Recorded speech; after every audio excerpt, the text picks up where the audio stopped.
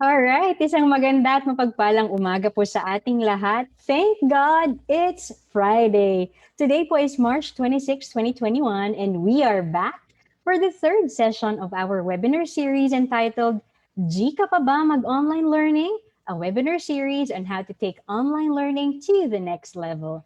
Sa ating mga early birds po at nakatutok na sa ating Facebook Live, hello po sa inyong lahat. Mag-ingay lamang po kayo dyan. Please let us know where you're watching right now. Comment down below our comment section. Grabe, nasa pangatlong session na po tayo. Sige nga, taas ang kamay ng mga present po simula nung Monday kay Sir Linus, then nung Wednesday naman kay Sir Basil, at ngayong Friday sa ating session 3. Sige, mag-comment po kayo sa ating Facebook Live. Wow, congratulations! Marami po sa inyo ang perfect attendance ha. Talagang gusto po ninyong i-level up ang inyong online learning experience. Now, shout out din po sa ating mga taga-OVCAA, ang ating mga OVCAA friendships natin dyan na talaga namang wala pong sawang sumusubaybay at sumusuporta sa ating programa. Shout out po kina Tita Agi, Ate Bev, Kuya Adrian, Tita Elsa, Tita Rose, at Sir Neil. Ayan, maraming salamat sa inyong pagtutok. Alright, time check po. It's 10:02 in the morning. Kung wala pa po dito ang inyong mga kaklase, kaibigan at katrabaho, bagisingin na po natin sila at itag natin sila dito sa ating Facebook Live. I-share nyo na rin po ang ating video para muli sama-sama tayong matuto mula sa isa na namang napakagandang topic o paksa ngayong umaga. As of this morning po, we already have a total of 4,814 registered participants. Ayan, keep on registering po. Meron pa po tayong 3 sessions next week. I hope onboard na nga po tayong lahat. Again, it's 10:03 in the morning. Welcome to GKPB Mag-Online Learning, a webinar series on how to take online learning to the next level. Now, for this webinar series, we have 2 themes, not just one, but 2 themes po. We have 3 sessions for the theme Prepping Up for Success, while for the Leveling Up Your Design Skills, we also have 3 other sessions scheduled next week.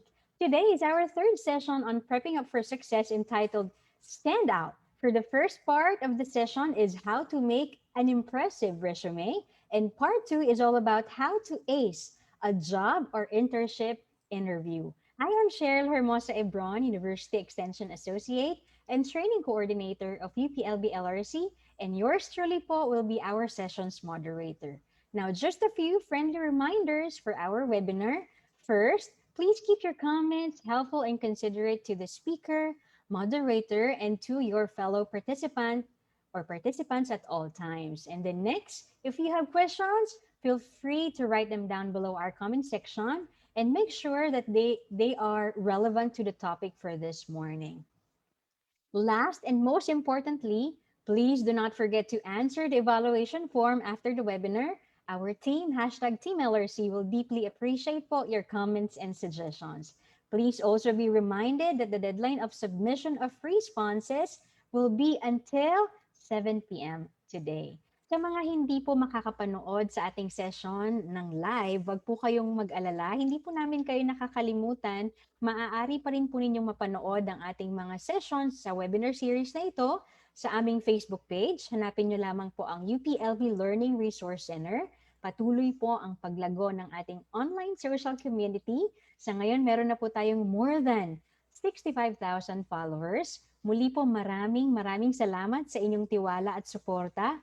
Kayo po ang aming inspirasyon ng Team LRC. Nawa po ay patuloy kaming makatulong at patuloy na suportahan po natin ang bawat isa pagkat sabi nga po, no, we are always better together. And together, we can achieve academic excellence. Siyempre, sa mga naka-mobile data, don't worry, pwede pa rin po ninyong mapanood ang replay ng ating mga sessions sa aming YouTube channel. I-search na lamang po ang UPLB Learning Resource Center on YouTube.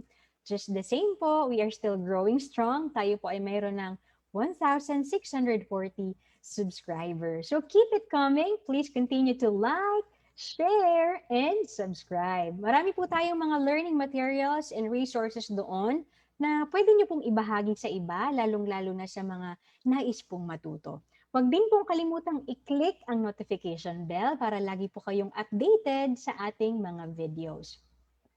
Likewise po, i-follow nyo din po kami sa aming Instagram at Twitter accounts. At sa session pong ito, gamitin po natin ang ating official hashtag. Yan po ay ang hashtag GKPB Online Learning or GKPB Online Learning.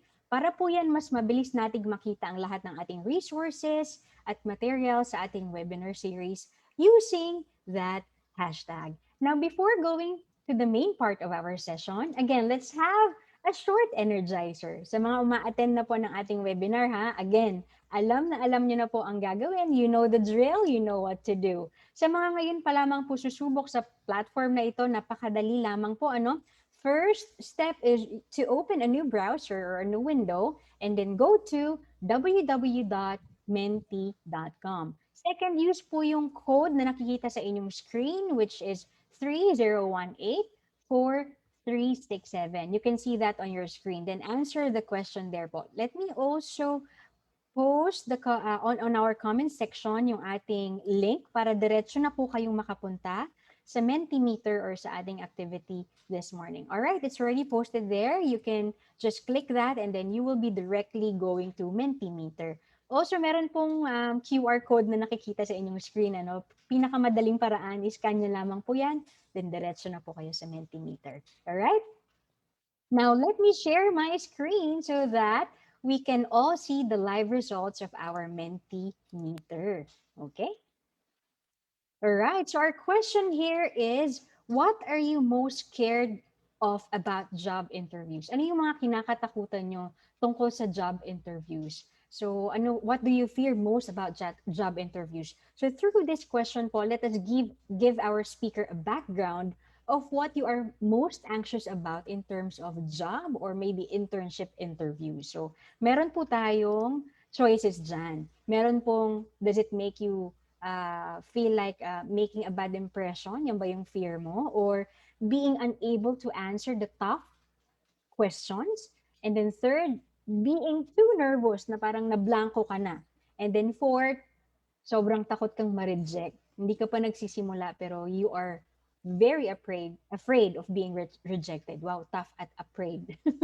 And then last choice or last option is not even being called for an interview. Yan, medyo masakit yan, So, i-click nyo lamang po or pumili po kayo dyan kung alin po yung pinakatakot ka tungkol sa job interviews.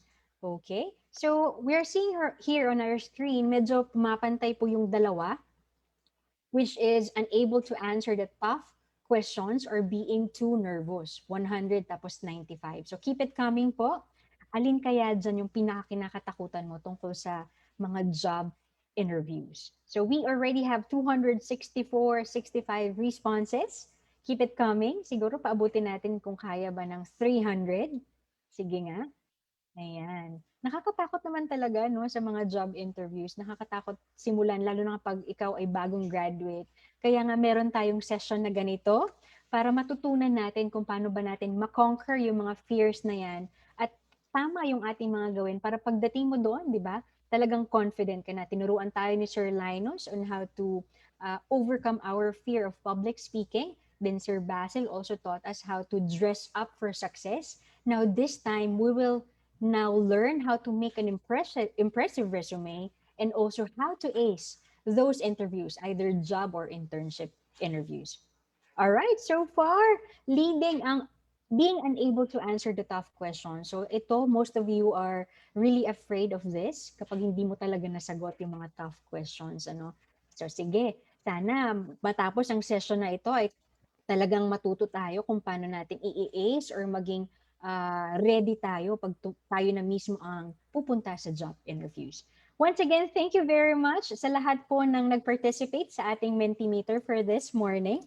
I hope energized na po tayong lahat, So, thank you very much. Eto na. Excited na ba kayo? Alam ko, marami po sa inyong nag-aabang sa session na ito, ha? Kaya ang tanong, G ka pa ba? G na ba? If G ka na, tara, let's prepare for success. Moving forward to the main part of our session, allow me to introduce to you our speaker this afternoon. Our speaker is a proud UP Los Baños alumni. He is a graduate of BS Human Ecology from the College of Human Ecology and MS Development Management and Governance from the College of Public Affairs. He is a human resources professional for more than 9 years and now recruiting globally for international organizations such as International Rice Research Institute or IRI here in Los Baños, Laguna, UN Green Climate Fund in Incheon, South Korea, and currently he is affiliated at the Asian Infrastructure Investment Bank in Beijing, China.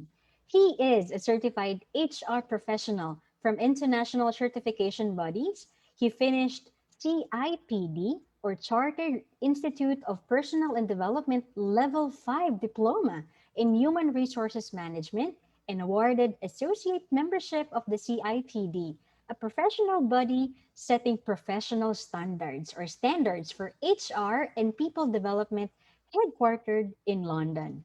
He is also a certified global professional in human resources by the HRCI or Human Resource Certification Institute, a credentialing and learning organization for the human resources profession headquartered in Virginia, USA. To share with us how to stand out by creating an impressive resume and acing job or internship interviews, joining us from Beijing, China, dear friends, let us please welcome in the Zoom space Mr. Brian Carlo Hipolito. Sir Brian, good morning. Hi, good morning. Sir, once again, thank you very much for saying yes to hashtag Team LRC's request. My pleasure, anytime. Sir Brian, kamusta po dyan? How is the weather? Ayos naman, medyo malamig. Pa-summer na. So, yeah, expecting for a good weather in the next coming weeks. Wow. Dito rin po medyo makulimlim ng kaunti, although summer na rin po, ano, pero makulimlim and maaliwalas ang panahon. Okay, sir, Nakakamiss. Nakakamiss ang init ng Los Baños. talaga po ba? Well, summer. Okay, so sige po, sir. I'm sure we will learn a lot from you today. So, Sir Brian, you have the Zoom space now. Right.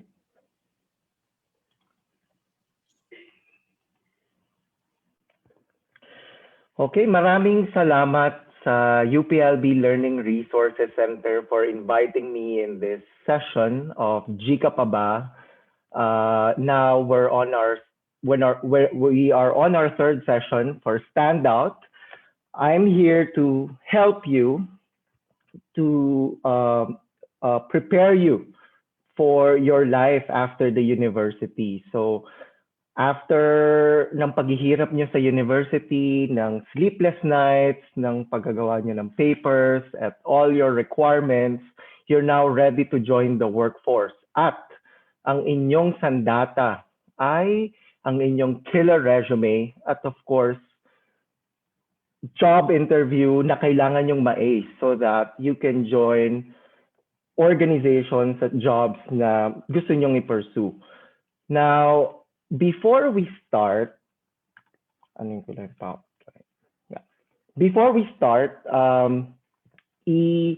i-comment nyo nga sa comment section, ano sa tingin nyo yung number 6 sa context ng resume? By the way, we have two parts in this session. We have part 1, how to make an impressive resume, and then part 2 will have the acing job interview section. So we'll start with the resume and then we'll have a quick break before the second part, acing your job interview. So isulat niyo sa comment section, ano sa tingin niyo yung number 6 sa context ng resumes? Any idea? Sige, let me check yung ating comments page.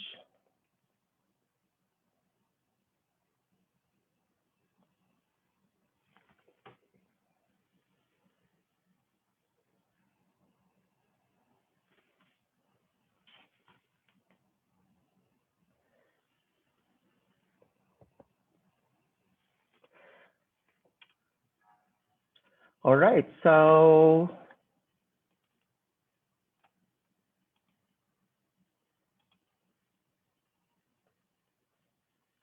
Number 6, work experience daw. May nagsabi it's about the work experience. Number 6. Meron naman nagsabi 6 character references. Wow, ang dami. Talagang kailangan kang i-check. Layout, sabi ni Joy Reyes, layout daw. Anong 6 sa layout? Skills, sabi ni Luke Dan Payumo. Then, sabi ni Jericho Santiago, educational background, purpose of applying for a job. Seminars, 6. Okay? Okay. Ano nga ba yung number 6 sa context ng resumes? Let's reveal. So, merong eye-tracking research from the ladders and tinanong niya how long does it take for an experienced recruiter to decide kung ikaw ba ay good candidate to be interviewed for a job. And guess what?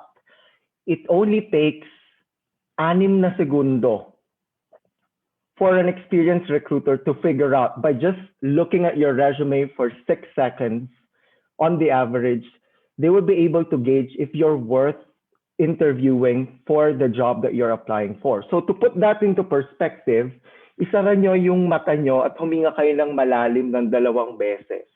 That's the time. On average, recruiters and hiring managers will spend skimming your resume. Pasada. Sizing up your history, your hopes, and dreams before either tossing you into the rejected folder or inviting you sa next round ng application process. So for those of you who will just enter the workforce, isang bagay yung sobrang halaga. You need to find ways how to stand out and fast. And one way of doing that ay sa resume. So in the context of job applications, just to give you an idea, ano yung typical competition for jobs, in a normal mid-sized company, let's say, sa isang job posting, there will be around 200 to 300 applicants per job posting. Depende pa yan sa brand. Mas mataas pa dyan if mas kilala yung company. International organizations, I've been handling recruitments na on the average 700, 1,000 applications per job posting. So sobrang tindi ng competition for jobs. And out of those number of applications per job, usually around 4 to 6 candidates ang only may invite for interview. So out of hundreds, if not thousands, we can only accommodate 4 to 6 candidates for an interview, because as much as we would like to give chances to everyone, we don't have the luxury of time interviewing hundreds of candidates. So resume is the only initial basis for us to gauge if you're worth our time for an interview, or you're worth time of our hiring managers for an interview. And then sa dulo, it's just one person who will get the job. So sobrang tindi ng competition for jobs, especially nowadays. So dito sa part 1 ng ating session, we will start with the resume. Ano ba yung resume or CV or curriculum vitae, biodata? Paso na yung biodata. Sobrang luma na nun. Same ba yun or similar? Same ba yung resume tsaka sa curriculum vitae? Ano ba dapat yung ilagay at hindi dapat ilagay sa resume? May format ba?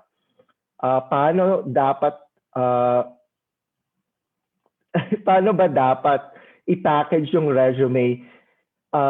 Paano mo dapat i-package yung skills and experiences mo sa resume?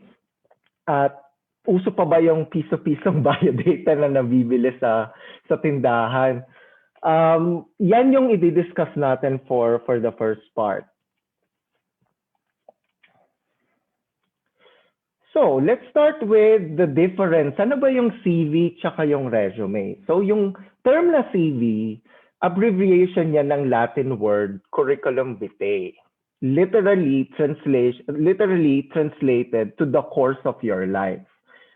You can look at the CV as comprehensive description ng lahat-lahat ng ginawa mo sa buhay mo so far. All of your achievements, you're proud of, all the publications that bear your name. You need to update your CV every time you accomplish something academically or professionally, meaning whenever may bago kang work, nag-publish ka ng article or naka-obtain ng bagong certificate, and so on, kailangan mo siyang ilista at i-update sa CV. Usually yung CV, required yan ng academe, ng government, if you apply for PhD or master's application, kasi yung hiring process nila, point system ang ginagamit.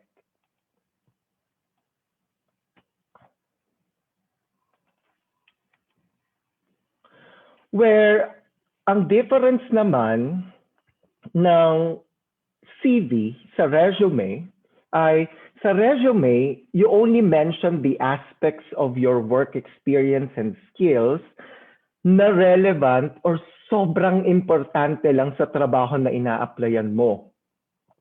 A good resume highlights related activities, only related activities you have made in the university, in your practicum, internship, sa thesis or field study, trainings na will showcase how your different acquired skills and learnings can be useful sa position na you're applying for. So, CV, lista mo lahat, resume, more targeted. More targeted dun sa position na gusto mong applyan. Pero most of the time ang CV at resume, na pag-i-interchange siya.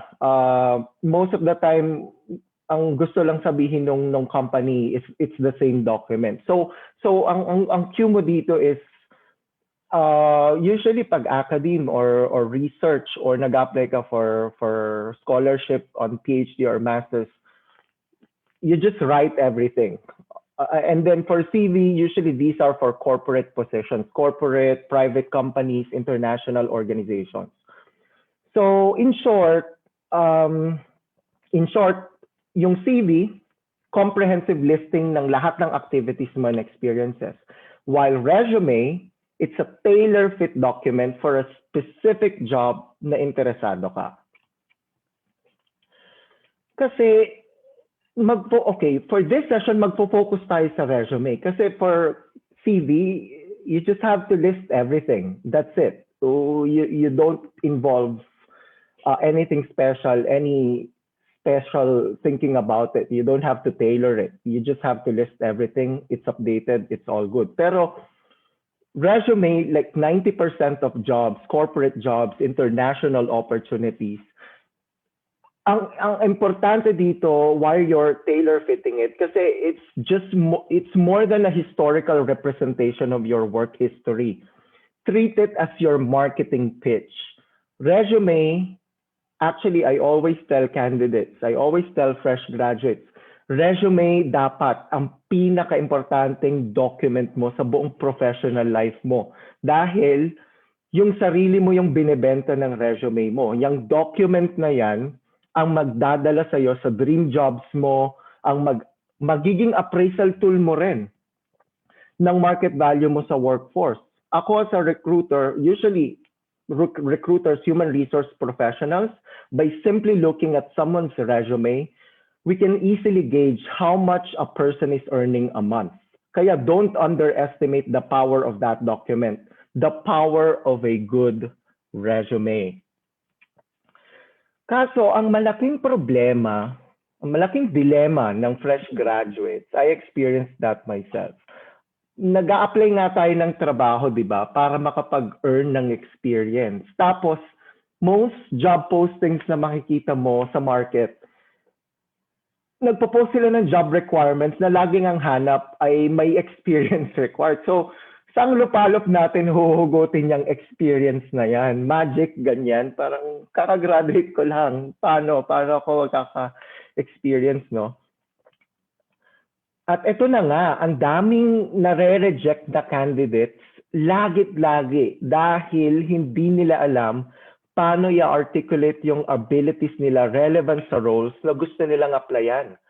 I don't think na unrealistic ang expectations ng employers. Ang reality lang talaga ay maraming fresh graduates na hindi na-prepare at na-orient bago mag-join ng workforce. So, ang tanong, paano mo nga ba may papackage ang sarili mo if you're a fresh graduate or if you're applying for an internship? Paano mo may papakita in your resume na ikaw lang sapat na? Di na kailangan humanap ng iba ang employer. Ikaw nang dapat i-hire. So by the way, yung i-discuss nating resume tips and tricks sa session na to ay well-suited for those who are applying for internships, students applying for internships, at those who are graduating students, fresh graduates. For those of you who have already have some work experiences, may ibang atake on how you should tailor your resume. Let's explore how we can do that on a separate session. But this session is tailor fitted for those fresh graduates and students applying for internship.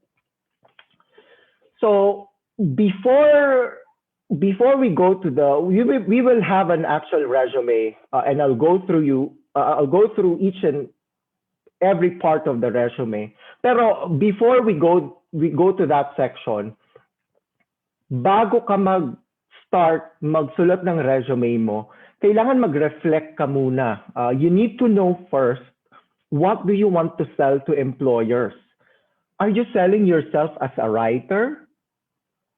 Are you selling yourself as a data analyst, a civil engineer, a nutritionist, dietitian, an agronomist?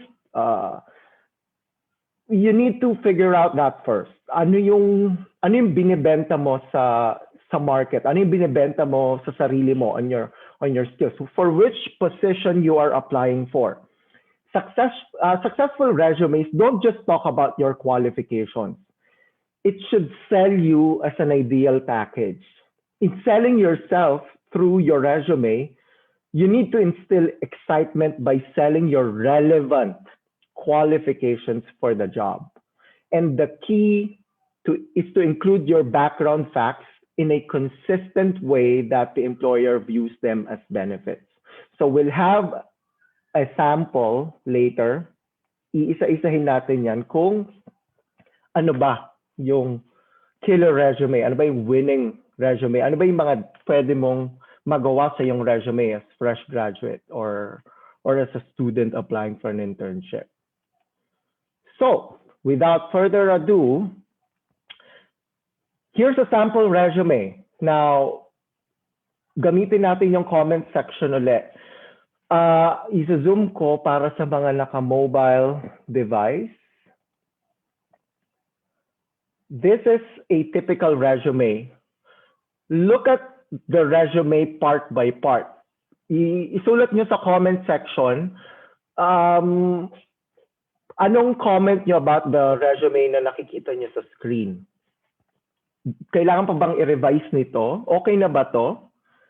Kailangan pa ba nito ng revision? Baka ready na to for a job. Kung tingin nyo may parts na dapat i-edit, ano yon? Isulat nyo sa comment section. Ito sobrang typical ng ganitong resume. Sobrang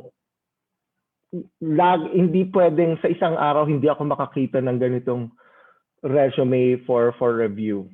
So yan. Isa-isahin natin. Personal information, skills, education, trainings. Comment kayo below sa comment section. Anong tingin nyo about the resume? Walang dash dapat ang name ng UTLB. Okay. Valid. Wala pong picture, sabi ni Enaira Leonardo. We'll talk about that later. So, yon, wala daw picture. Ano pa? So, punta tayo sa second page. So, yan, naglagay siya ng interest, affiliations. Personal information is not necessary, I think. Sabi ni Genevieve Gahano. Email address daw, sabi ni Sir Mark. Sabi ni Rashida Melaika, not enticing and interesting to read. Wow! Hindi pa tayo nag-uumpisa. Meron ng hint. Meron nakukuha na ni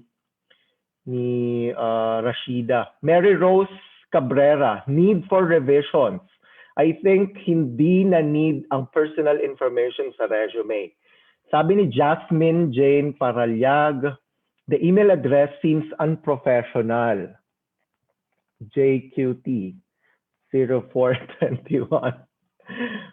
Informal email, sabi ni Covin de la Cuesta, personal info not that quite necessary. Remove height, weight, religion, marital status, sabi ni Glenda Atienza. Parang congested yung resume, sabi ni Don Bonifacio. Okay. Objectives, very broad po. Tapos, the last sentence is not relevant, sabi ni Eri Llagas. Wow, okay, wow. Napaka ganda ng comments ng ating viewers. Right, now let's go with the parts. First up, marami sa inyo nakaspot noon. Let's start with the header. Your email address, your old email, sobrang fun yan nung high school or nung college, but say goodbye to those kind of email address. Make it professional.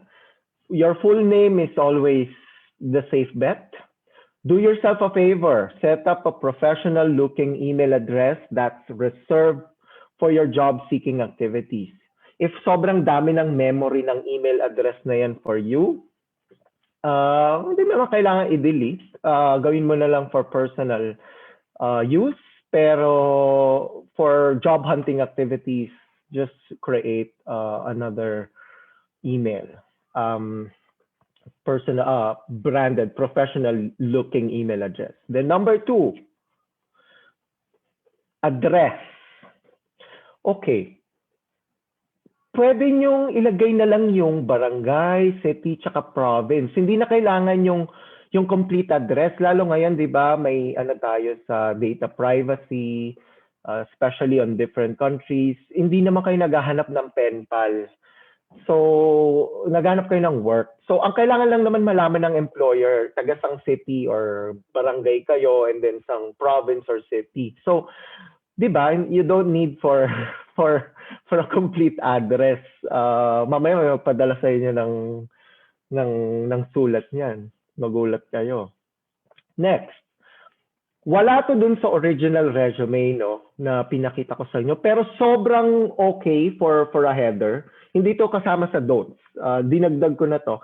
For a header, if you have online presence sites, like LinkedIn. LinkedIn is a social media platform, but a professional social media platform.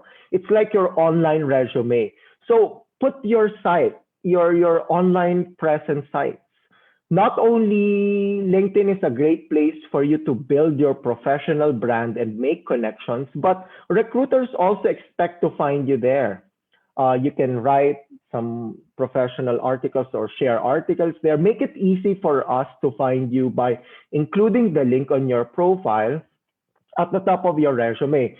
Aside from LinkedIn, ang daming depende kung anong area of specialization mo. If you are in photography, maybe you can add sites na makakapag-host ng photos mo, or if writer ka, marami dyang sites na makakapag-showcase ng sample articles or blogs na sinusulat mo. So, lagay mo yun sa header. It's very important thing to highlight. And ito na nga. Ito talaga pinaka-favorite ko talaga sa lahat. Sobrang tempting to throw a lot of buzzwords sa objective statement na I'm ambitious, I'm a self-starter, I'm a hardworking person. Sobrang wala siyang value wala siyang binibigay na anything significant for your application. Pure fluff at nothing impressing. You put your shoes to those people who read those kind of objective statements. Don't tell employers how great you are, how great team player you are, or hardworking, or etc. Sa different sections ng resume, mapapakita mo yon. Pero objective statement na sobrang generic tsaka purely motherhood statements, kalimutan nyo na yan. Katulad yan, to obtain a position that utilizes my knowledge and skills. I want to help the company in its professional pursuit. I'm a good team player, hardworking, with leadership skills and potential. Guys, kalimutan nyo na. Kung sino yung nagturo sa inyo nun, hindi ko alam. Mali. Hindi mo deserve ng ganong objective statement. So, how to turn your header around something meaningful with value. Instead of listing out your needs and wants, use the space, your header, to deliver your elevator pitch. Remember, yan yung unang titignan, yung taas na part ng resume mo. So, optimize your resume with relevant keywords. Your professional summary should answer two things. Ditch the objective statement, make it a professional summary or professional header. Two things na dapat sagutin ng header. Why are you qualified for the position? And second, what skill sets and experiences you are selling that makes you a good candidate for the role. So si Juan de la Cruz, mapping, gusto niya yung maging mapping analyst. So your resume objective statements should talk about mapping, should talk about the type of job that you want, when it should focus on what you can offer a potential employer. Remember, you're writing this resume for recruiters and hiring managers to read. Instead of listing out your needs and wants, use this space to deliver the elevator pitch. Ano yung different skill sets na meron ka, ano yung professional interest mo. Others refer to it as a career statement or a career summary. To figure out what to include in this section, just ask yourself the following question. So, yun nga. What are you qualified for? Why are you qualified for the position? At pangalawa, what skill sets and experiences you are selling.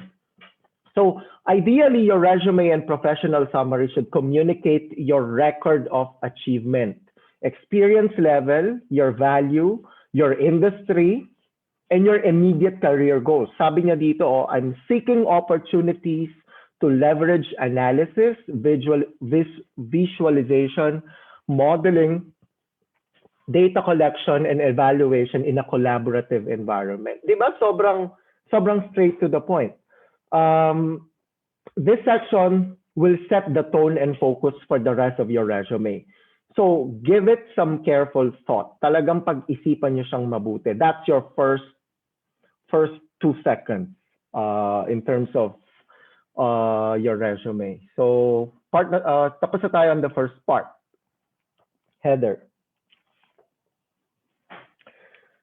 So recap, again, instead of listing your needs and wants, use the space to deliver your elevator pitch, your professional looking email. No need to include your complete address.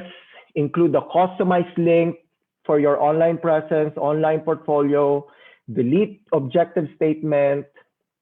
Then yung two things na dapat yung sagutin for your professional summary or career summary. Why are you qualified for the position, and what skill sets and experiences you are selling that makes you a good candidate for the role? Next, education. So sa education, this is yung normal way candidates right, their education. Um, in, kasi fresh grad na kayo, medyo hindi na relevant for employers kung saan kayo nag-kinder, saan kayo nag-prep, saan kayo nag-elementary, saan kayo nag-high school. Siguro, siguro yung university na lang. Yun na kasi yung most recent eh. So hiring managers, employers are interested in what you've done lately. So my suggestion, ibigay na lang natin yung space dun sa education part, dun sa university, dun sa college degree, instead of putting high school, elementary, and prep. Kasi mas may value, mas may added value. Ito for fresh graduates lang to. Again, if merong experienced professionals na kaka-join pa lang, this talk po, this resume is tailored for students who are applying for internship, fresh graduates. Pag experienced professional ka na, I won't advise yung ganitong format. There's a different atake for experienced professionals. Pero dahil fresh graduates, ito yung one thing significant na ma-offer mo din, ma-showcase yung education na kaka-graduate mo lang, kaka-attain. So, i-highlight natin yung education part. So, focus on highlighting your relevant coursework. So, si Juan de la Cruz, gusto niya maging mapping analyst. So, we have included some relevant courses na could show to hiring managers na, okay, Juan de la Cruz, meron siyang foundational or theoretical background about the area. So hindi siya nagki-claim ng something ng hinugot lang sa hangin.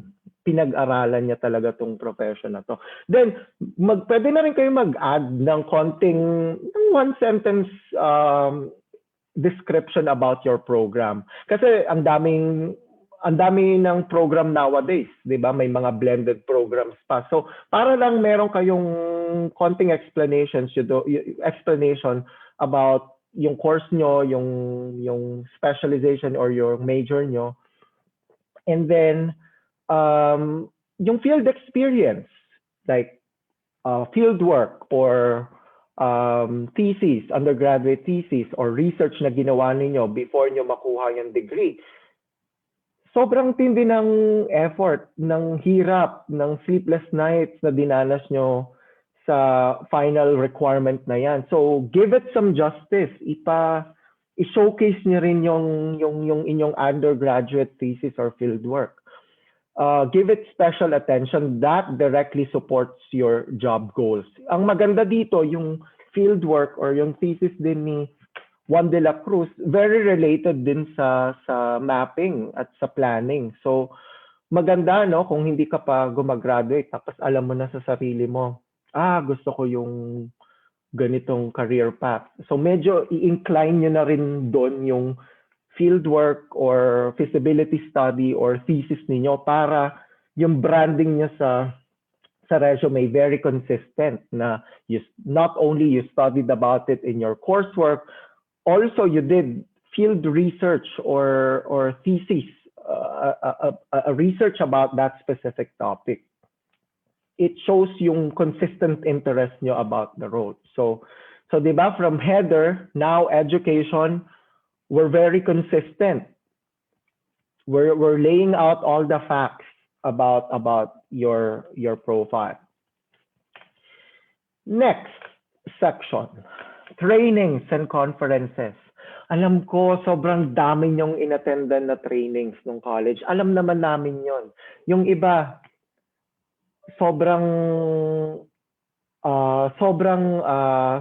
share. Parang may isang dedicated page na puro trainings and conferences. Those are great for CV kasi usually every training conference may points yon for application kunyari sa academe or sa government, like per hour of training may corresponding points sa recruitment process for you. Pero sa resume, like for 90% of jobs, corporate jobs, hindi siya mag-work. ganito yung usual presentation ng candidates sa kanilang trainings and conferences, no. Uh, Alam mo yon, parang ang daming trainings, ang daming may online trainings, meron ding physical training, yung iba nag-test the training pa, yung iba sa university lang, ang dami ring trainings. You can give like 2 to 3 pages dahil lang sa trainings at conferences. Pero nagme-make sense ba yon? Nag-a-add value ba yon dun sa resume ninyo? Mag-a-add value siya kung ipe-present nyo siya like this. So, makikita nyo sa screen. So, mag-apply kayo ng work. Kasi we're talking about consistency from the very beginning. Sa case ni Juan de la Cruz, gusto niya maging mapping analyst. So, isipin nyo lahat ng trainings na inattendan nyo.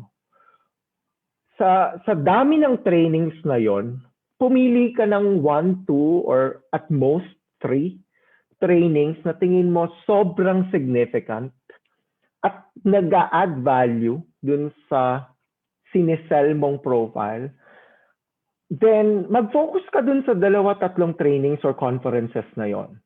Then, add insights about the training or conference. Para at least,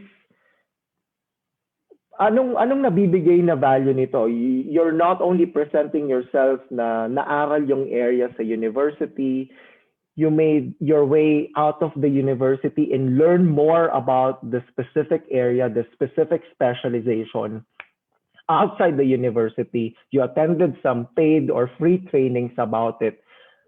That will give you more branding points, more credibility in terms of your application. Kasi makita ng employer yung consistent activities in your resume. So, compared na ilista nyo, hindi siya yung quantity versus quantity is better. Yung 10 conferences or trainings na ililista nyo, mas lamang pa rin yung 2 to 3 lang, pero very consistent dun sa brand, very consistent dun sa skills or sa profile na gusto nyong ibenta about yourself. So this is my suggestion. Include the training, what's the training title, saan siya ginanap, and then 1 to 2 sentences, insights. Ano yung takeaway mo on those 2 trainings? Next. Internships and affiliations. Lalo na sa affiliations, yung academic organizations. Ang dami yung nilabas na time, na resources, na effort para sa activities na yan. Sobrang wala namang hustisya na ililista mo lang nang walang anything. Pati internships. Karamihan pa ng internships, baka mamaya unpaid internship pa siya. So, di ba napakawala namang hustisya na ililista mo lang kung saan ka nag-internship and then hahayaan mo na lang yung hiring manager or recruiter or employer na humula. Ano kayang ginawa niya dito? Mukhang interesting tong company na to. Di ba? Magbigay ka ng something interesting, something insightful about these 2 items. So, some suggestions would be, kapag fresh graduate ka, yan yung pwede mong sandalan eh. Yung bukod sa training, sa educational background mo, yung internship, para na rin siyang, well, it's an on-the-job training. Naging part ka ng company for a few months at meron kang activities na ginawa. So, share some outputs. If you can quantify those outputs, ilang mapa yung nagawa mo, ilang articles yung pinagawa sa'yo, kung nag-sort ka ng data ng team or ng office, quantify and summarize those outputs. Again, take a step back, think again, Yung internships nyo rin, kung hindi pa kayo nag-internship, make sure, again, it's consistent. Kung possible lang, if you can take internships or on-the-job trainings na consistent dun sa track, sa career path na gusto nyong tahakin, then present it like this, just a one-sentence blurb about the company. Hindi nyo naman expect na lahat ng HR or hiring managers or interviewers alam lahat ng kumpanya sa buong Pilipinas.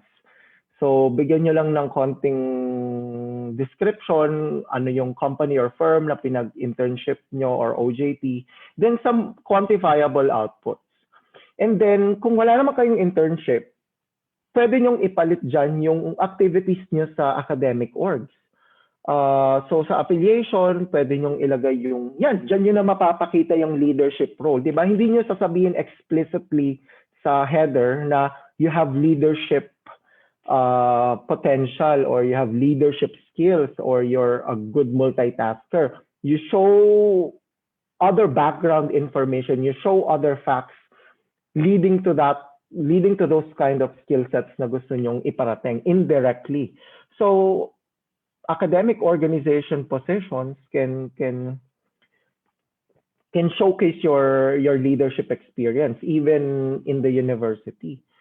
Minsan hindi rin basta-bastang academic affiliations. May mga activities yan na nagpa-fundraise ng libo-libo, nagfi-film showing na daan-daan ng viewers. So those experiences are very important for employers. That I mean, those kind of information, sobrang importante no na ma-highlight. So give them some space in your resume. So ito na nga, I was discussing about affiliations, academic orgs, extracurricular activities, or if you have volunteer work, yan na. Kasi di ba, wala tayong ma-present na ibang experience kasi we're fresh graduate. Diyan kayo nagkakamali. Hindi naman ibig sabihin experience. Ibig sabihin nun, nakapag-work ka na ba? Fresh graduate nga, paano ka makakapag-work? You can present other experiences. And yung mga pinresent natin sa previous slides are different activities, different experiences na iba-iba ang mode of learning, mode of activities, pero can showcase what you can potentially contribute to your job. If you have extracurricular activities, I know sa UPLB, kung saan ako graduate, ang academic orgs doon sobrang career in terms of putting up activities about their academic orgs. Ang daming nagpa-fundraising, magpapa-party, and then yung proceeds will go to charity work or tree planting activity o kaya film showing activities. Usually, nag-uusap tayo niyan, hindi lang 5,000 pesos, 10,000 pesos. May mga production pa na they have to raise like 60,000, 100,000. Those are significant activities na you should definitely present in your resume. So if again answering the question, is it consistent to the skills, to the brand that I am selling? So definitely those are skills na dapat bigyan nyo ng space sa resume. So yung organizational activities ninyo, volunteer work, kung meron kayong sideline projects or other activities, yan yung perfect way. Lagyan nyo lang ng tag, extracurricular activities, etc. Wag nyo i-mislead na work experience siya tapos. Kasi alam naman namin yun na hindi yun work experience. Titignan lang kailan ka graduate. So, di ba, hindi yun work. Wag lang kayo mag-mislead na work experience siya. Pwede namang ilagay na, i-categorize na extracurricular activity siya or training or internship. And ito, may mga naka-pick up na dun sa, may mga participants tayo na naka-pick up na earlier. Personal information tsaka skills. Again, please, height and weight, di na-compute na namin yung BMI mo. Malalaman ko pa, ay naku, overweight to. Di ko nga i-hire to mamaya, last-lastin nito yung insurance coverage namin. Di ba? Parang ayaw nyong ma-prone kayo for biases. And hiring managers, recruiters, gusto lang namin makita skills directly related to the job. Hindi na namin kailangan ng other information, personal information about you. So, hindi na namin kailangan, please, parang awa nyo na bumawas. Yung 1,400 viewers natin today, manumpa kayo sa mga sarili nyo na hindi nyo na to i-include sa resume ninyo kasi wala talaga siyang binibigay na value. Yung height at weight, yung sex, yung citizenship, religion, Roman Catholic. So kapag iba ba yung religion mo, ma-hire ka ba kapag may particular religion ka? Oo, single. Hala, tingin nyo ba ma-hire kayo kung single kayo or married, tapos lalagyan nyo pa ng picture, no, para total. Ay, hindi to dating site. Hindi namin kailangan yung mga ganitong personal information. So, focus lang tayo no sa skills, focus lang tayo sa objective experiences, objective activities na kailangan. So, personal information, kung meron kayo niyan sa mga resume nyo ngayon, paki-delete na bago matapos tong session na to dahil yes. Yeah, noted po, sir. Yes, okay. Yes, please. Sobrang emphasis ko dito kasi promise talaga, walang linggo na hindi ako nakakakita ng personal information. Skills, ito pa. Nako, sobrang nagdurugo yung puso ko talaga pag nakakabasa ako ng mga ganitong resume na, yan, si Liomar Sontiliano. Noted, sir, na i-edit na daw niya. Ginagawa na daw niya ngayon. Okay, good job sa iyo, Liomar. Yung iba din, gawin niyo rin, i-delete niyo na. Yung skills, di ba? Napakita ko sa sample kanina yung header nung concrete, talagang skills na masasabi. Huwag na kayong magsabi nung good communication, teamwork, relational skills, enjoys and excels in working in groups and individually. Boring. Computer, taas kamay. Sinong hindi marunong ng MS application? Sinong hindi marunong, hindi pa nakatouch ever ng MS applications? Any, MS Word, MS Excel, MS PowerPoint. Diba? Parang lahat naman, parang, diba, ate, kuya, lahat naman yata tayo. Medyo, diba, sa college, medyo marami na tayong experience. Huwag mo lang ilagay. Adobe Photoshop pwede pa. Diba? Patatawarin natin yung Adobe Photoshop. Yung other platforms like coding platforms or picture editing platforms, yung mga platforms na tingin ninyo na hindi naman lahat kayang gamitin yon, at yung mga platforms na very unique dun sa work or sa specialization nyo, yun na lang lagay nyo, please. Can work under minimal supervision. Hard work, oh my God, si hardworking talaga sobrang pag nakakita na ako ng hardworking, parang next, parang ayoko na, parang, di ba, hardworking and punctual, hindi mo yun kailangang sabihin, hindi mo yun kailangang ilagay. O yun, sabi ni Christine, o di pagatan, kaya siguro hindi po ako natatanggap, edit ko na po, sir. Edit nyo na, parang maawa na kayo sa mga sarili nyo, please. Itong mga to na nasa screen niyo, sobrang tagal ng airtime kasi gusto kong sabihin sa inyo na tanggalin nyo talaga siya. Wala siyang nabibigay. Walang dulot. Walang contribution yan. Gigil na gigil talaga ako sa section na to. Yes.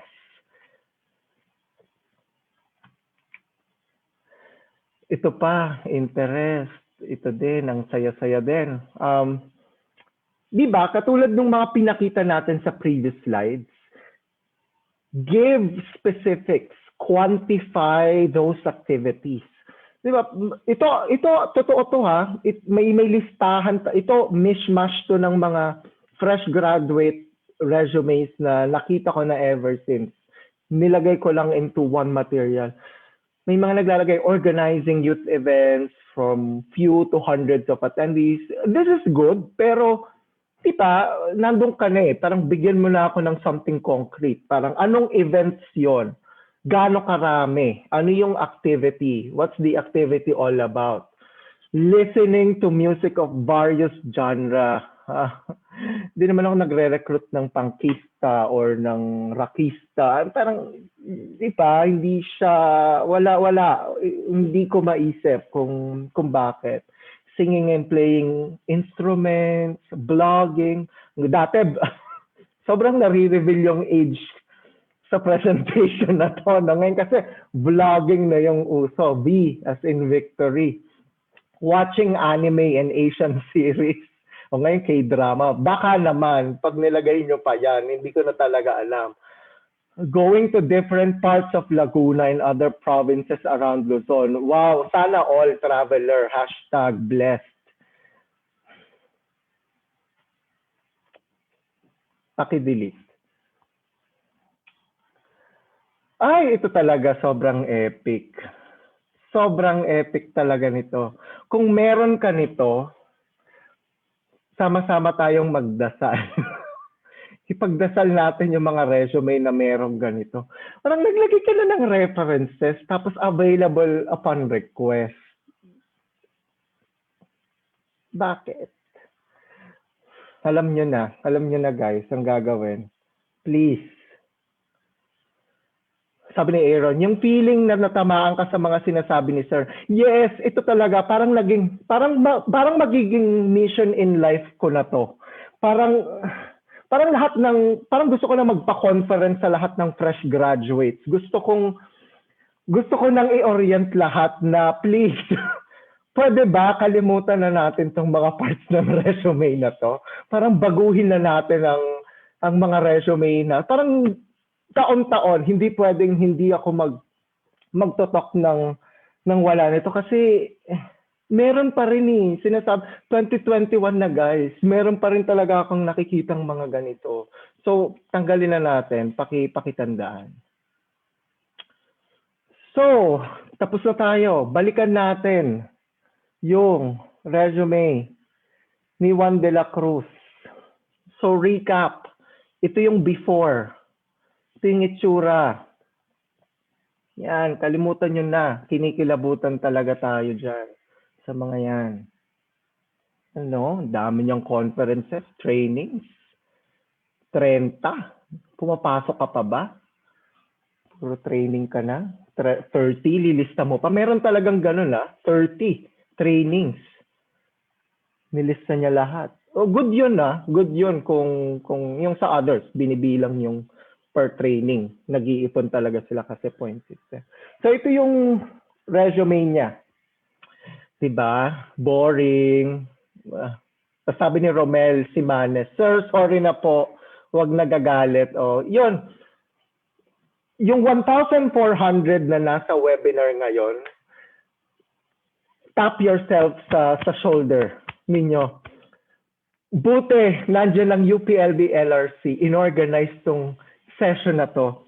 1,400 students ang naisalba natin ng buhay out of thousands na gagraduate in the coming months. So kung nandito kayo sa seminar na to, sa webinar na to, ipagkalat nyo pa yung YouTube link after this session. Kailangan malaman to ng madla, malaman to ng mga kapwa nyo graduates. Yung mga do's and don'ts. Alam ko, nanlilimahid pa yung mga resume niyang mga yan. So, kailangan ayusin natin yan. So, ito yung before, no? Recap. After nung bits and pieces na inedit natin, ito na siya ngayon. Mas gwapo. Diba? One page. Kung kaya nyo naman guys, kung kaya nyo naman ng one page, why not? Utilize yung space. Hindi porke 5 pages yan, tas fresh graduate. Wow. Edi wow, di ba? Hitik na hitik. So yan, ito na. Ito na siya, guys. after our resume makeover, transformation. Diba? From header, walang section ng resume na dapat na hindi related. Wala ka dapat mababasa resume na hindi talaga related dun sa ina-applyan nyo. Kailangan consistent yan from the very beginning hanggang dulo. Walang dungis. Sabi ni Angie Mora, sana po maraming taga-HR dito sa Pilipinas ang mag-attend ng webinar na ganito. Yeah, mga HR alam na nila yan. For sure, nasi-share na nila yan sa mga networks nila. Pasalamat tayo sa UPLB LRC, may platform na ganito to share more about this. So, header, tignan nyo naman yung header, titigan yung maigi. Consistent, mapping. Interest, skills, tools, education, mapping. Consistent, extracurricular activities, same, trainings, internships, affiliations, 1 page. Kaya pala, 'di ba? Kaya pala. 'Di ba? Kaya nyo rin 'yan. Make an effort. Tandaan nyo, yan ang pinaka-importanteng resume, yan ang pinaka-importanteng document nyo sa buhay ninyo. Before kayo magpasa ng birth certificate, ng college diploma, ng TOR na sobrang ganda ng mga grades, hindi nyo mapapasa yung mga yon kapag yung resume nyo pangit. So ito ang unang titignan. Pag ito hindi okay, yung mga uno ninyo, high-flying awards nyo sa TOR or sa ano ba tawag doon? Yung sa listahan ng grades. Yon, hindi na makikita yon. So, ano yung message nung lahat ng parts? 3 C. Pag nandiyan na kayo sa laptop ninyo, desktop ninyo, or sa internet cafe, nagsusulat na kayo ng resume or umpisahan nyo sa pad paper, tandaan nyo lang, 3 C. 3 Cs. Kailangan maliwanag. Clear yung message. Mula umpisa, mula hanggang dulo, ano? Diba? Sobrang liwanag nung mensahe na gusto iparating. Sobrang consistent. Walang part ng resume na nagdi-discuss ng ibang bagay. Lahat puro about dun sa specialization na gusto ninyo. At concise. Guys, hindi namin kailangan ng 10 pages, ng 3 pages. For a fresh grad, kaya nyo yan, 1 page. Hindi ako naniniwalang kailangan nyo ng 2 pages. Kaya nyo yan, 1 page. So, help us employers see not only what you were responsible for, but how well you did it. Bakit siya nagmamatter and how you can make that success happen into our organization, happen for the company. How much you are worth to employers. Your resume should inspire their first best guess. If they are inspired, next thing you know, magre-ring na yung phone mo or makaka-receive ka ng email, they want to see you in person. They want to see you in flesh. Oh, ito yon, siya yon. One question. Kailangan po ba sa stationery o sa photo paper naka-print? Hindi na. Well, karamihan naman, yung nagtanong nito na paghahalataan yung edad. Yung nagpapasa pa ng resume physically.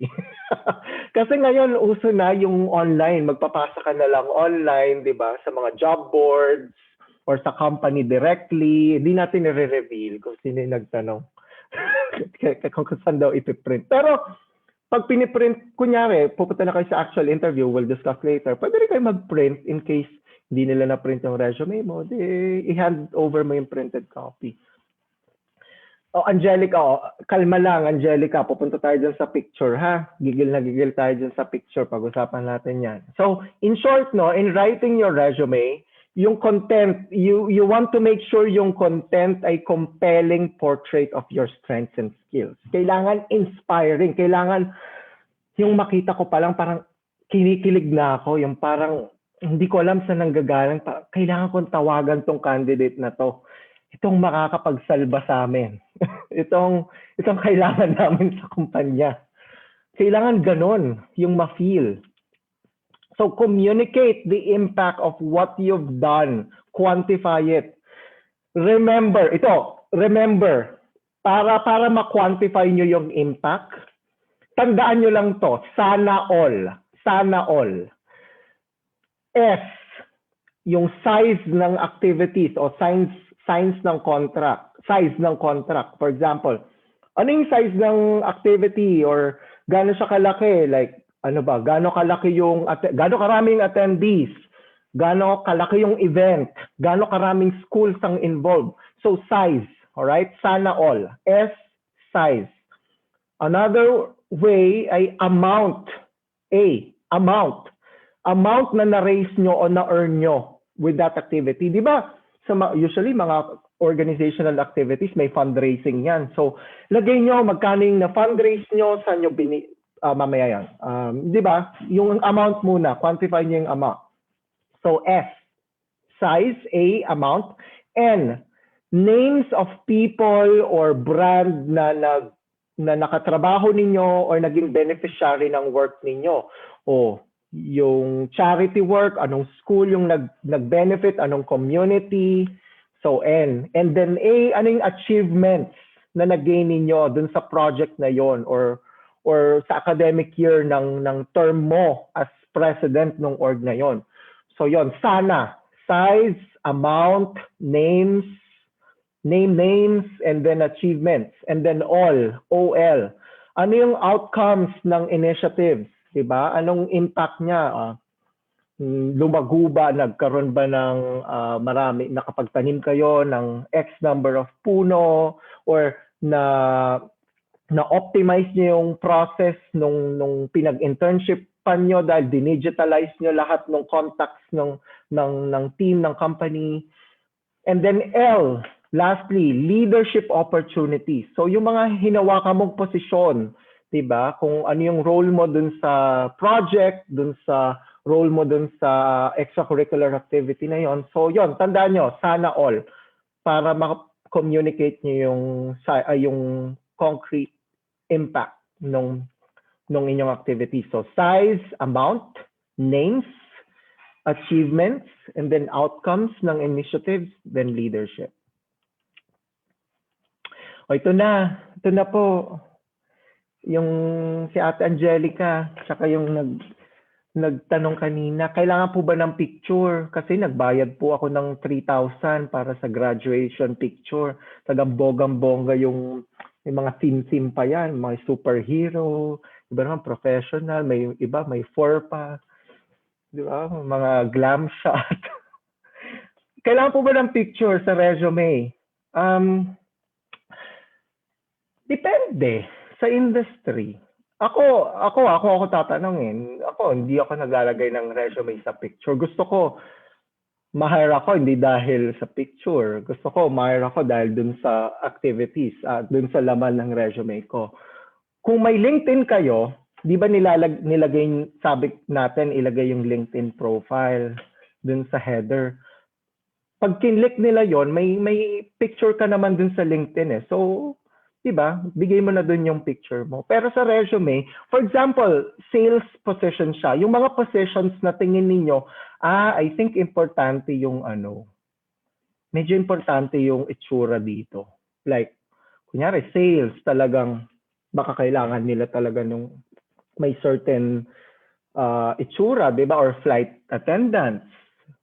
Sa flight attendant, hindi lang face, parang half body, side, talikod, etc. Sobrang iba-ibang angles. So, yun. Pero kung magde-decide talaga kayo, yung walang makakapigil sa inyo, hindi, ilalagay ko tong picture. Ayusin niyo yung picture na ilalagay. No, wag naman yung kalahati na ng resume ay yung picture. O kaya may mga effects na parang ano na, no? Parang iba na yung ina-applyan natin yan. So, ayusin nyo lang. Ilagay nyo sa upper right, siguro, yung picture. Pero, yung skills and laman ng resume, I think yun lang sapat na. Ilagay nyo yung picture nyo, gawa kayo ng LinkedIn, ilagay nyo sa header. Then yun, makikita na nila yung picture nyo. Next, additional advice, layout. Nakita nyo naman yung sample makeover ng resume ni Juan de la Cruz kanina.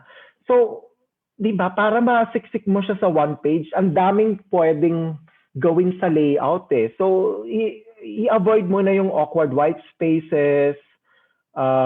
Utilize mo yung buong ano, yan, di ba? Utilize mo, pwede ka 2 columns, pwede naman laruin mo yung font, yung size, yung bold. Kaya niya yan. Ayan, yung si Juan de la Cruz, di ba? Kaya niya yan ng one page for a fresh grad, I believe. Just find the perfect format. Wala namang format na kailangan, no? Kung ano. I mean, depende. Yung personality din nakikita sa format, no? Kung simple, malinis, or colorful, ganyan. Number of pages. Again, I mean, more, patatawarin pa natin yung 2 pages pag talagang hindi na kaya. Pero 3 pages or longer, tapos internship, tapos fresh grad, parang walang hustisya. Parang kaya niyo yan, guys. Kaya niyo yan 1 to 2 pages. Font, please. Alam na natin yan. Diba? Alam na natin yung professional looking fonts. So, yes. Ayusin natin yan. Comic Sans. Mind the keywords. Discuss ko to a bit kasi one insider tip. Pag nabasa niyo yung job description online, manonotice nyo may mga certain keywords or key skills dun sa resume na talagang yun at yun yung ine-emphasize. Yun yung key, yun yung ano nyo, yun yung signal sa inyo na dapat meron ako nung keywords na yun inside my resume. For example, naghahanap ka ng someone na for a marketing position. Tapos ang kailangan SEO, yung search engine optimization. Yun yung main part ng work. Tingnan niyo shortlist kayo kung wala yung word na yon, yung keywords na yon na hinahanap ng job dun sa resume niyo. So, effort siya. Bawat job application, basahin yung job description, tignan niyo yung requirements tsaka responsibilities. Make sure you fill some of the buzzwords. Buzzwords na more technical at more substantive. Put that in your resume. Kasi may mga applicant tracking systems then can search keywords on your resume and can predict if they find the same set of keywords. Sometimes kami, if thousands talagang aplikante, no? Alam ko kailangan na skill set sa position na to, kunwari IT. Kailangan Python na coding. So, isa-search ko yon dahil online sinend, yung applicant tracking systems kaya makita, makuha yung words na laman ng resume.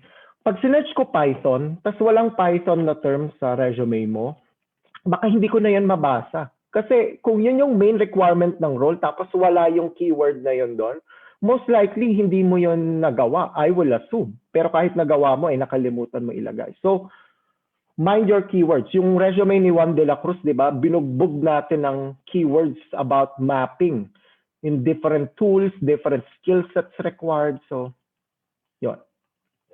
And then, yun, use action words, powerful tool for your description. So, yun, you coordinated, you led, ano pa, you manage, those kind of words. Additional advice, don't use I, you're not writing a novel.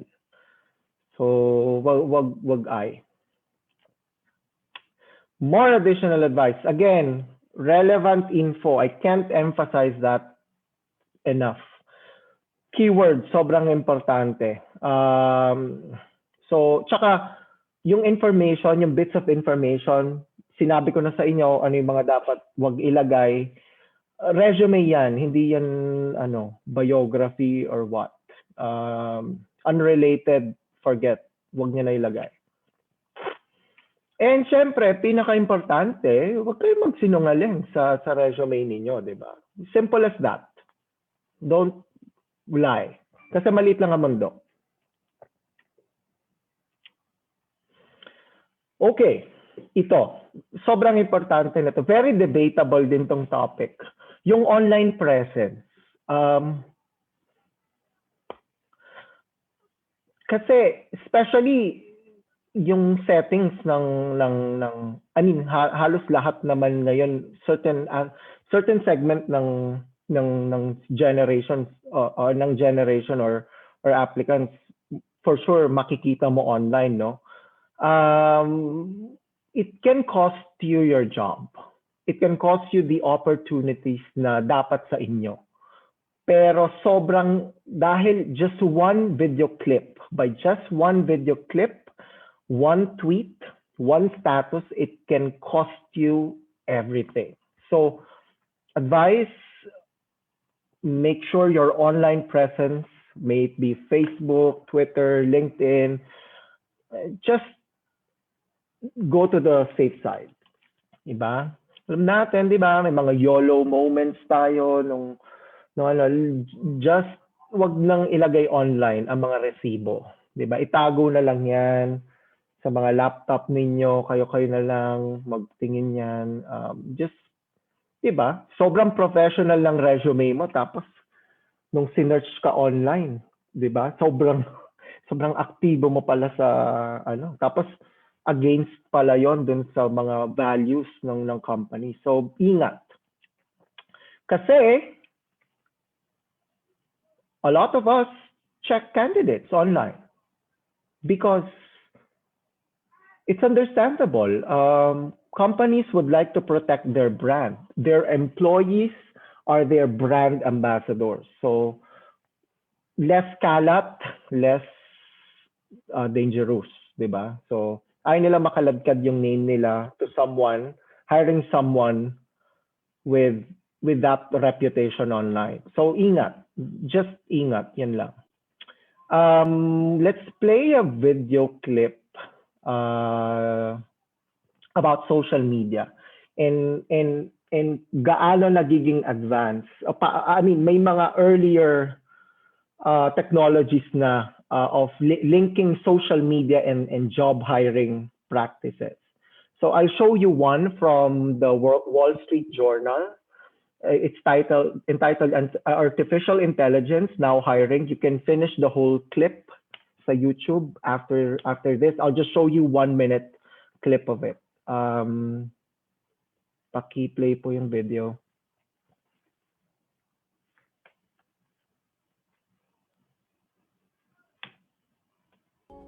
What about an AI review of the way we express ourselves on social media? Could that be a window into our compatibility for a job?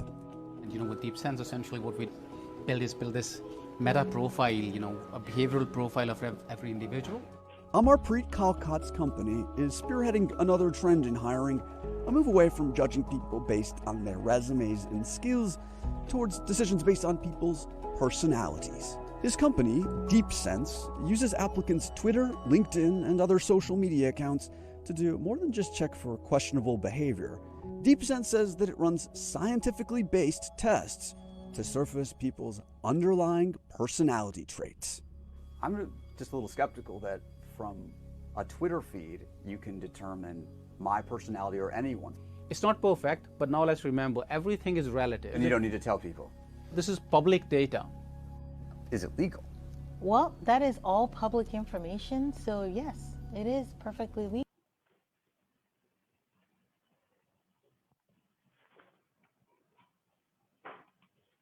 So, balik tayo sa... So, yun, no, to continue with the point, early stages, pero technology is getting there. Kasi kung iisipin mo, no, medyo may sense din. Kasi before you test someone's personality using questionnaire, set of questions, then you can assess.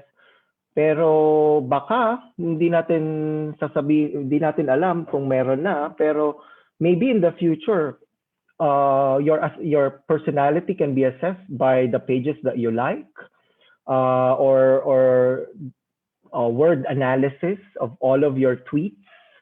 So hindi natin alam.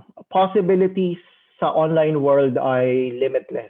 So again, going to the side of being safe, just being cautious about your online presence. You can use online presence to your advantage by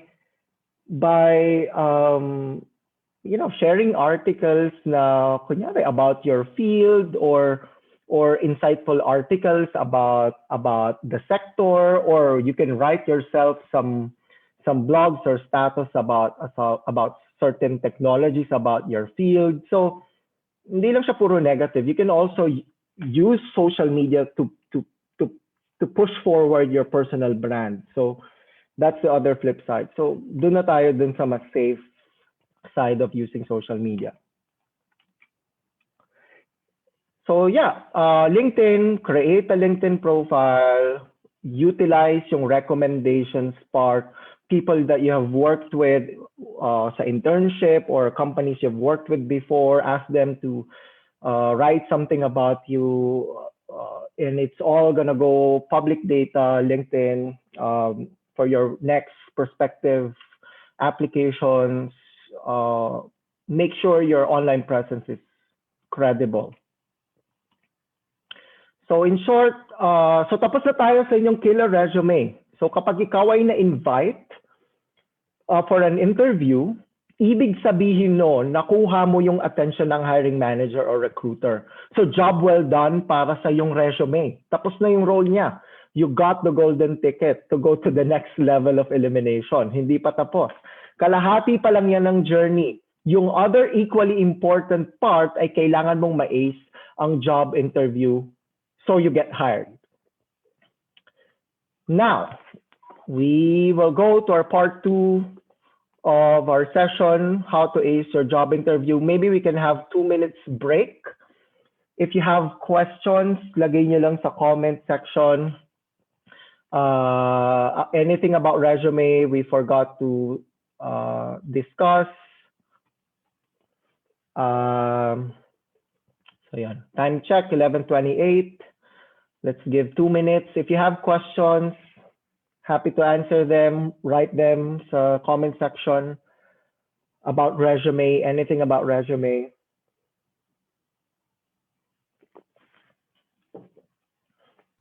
So, Jana Yvonne, how about po for jobs requiring versatility? Teacher, for example, it seems po kasi that the more skills, the better. Kahit di directly related sa specialization, should we really remove them? Not really. Hindi, ako personally, I don't believe more skills, the better. Parang, yes, in a way, more skills, the better, na dapat babalik tayo dun sa consistency. Like, marami kang skills. You can do classroom management in person. You can also do online, virtual, like, kaya mong maggawa ng videos, kaya mong mag-layout ng modules or ng material. So, yes, in a sense, more skills, the better. Pero make sure those skills that you're putting inside the resume ay important dun sa teaching job na gagawin mo. So, lagi mo lang tatanong, okay, ang dami kong gusto ko ilagay na skills. Ano dito yung related naman sa pagtuturo? Kung related siya sa pagtuturo, like presentation skills training, nag-attend ka nun, lagay mo yon. Kaya mo ng iba-ibang modes of online instruction, kaya mong yung mga ganong bagay. wala akong alam pala about that area.